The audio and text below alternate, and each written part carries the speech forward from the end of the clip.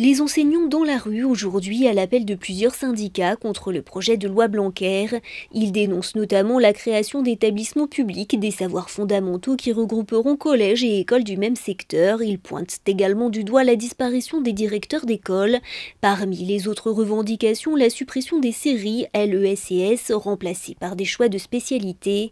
Le texte de loi voté par l'Assemblée nationale le 19 février dernier doit passer devant le Sénat début mai. Le département des Pyrénées-Atlantiques placé en vigilance jaune avalanche par Météo France suite aux importantes chutes de neige sur les Pyrénées hier et aujourd'hui. L'alerte de Météo France est valable jusqu'à vendredi matin 6 h. Ce train de 200 mètres de long n'est pas un train comme les autres, il s'agit d'un train-usine qui régénère la voie à lui seul. Concrètement, il avale l'ancien ballast, dépose les vieilles traverses et écarte les rails, renouvelant le tout dans la foulée. Une soixantaine d'ouvriers l'accompagnent. Ce train-usine est actuellement déployé sur la ligne TER entre Bergerac et Libourne.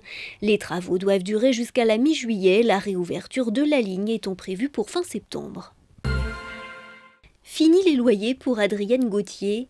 Désormais, c'est gratuitement que Logélia hébergera sa plus ancienne locataire.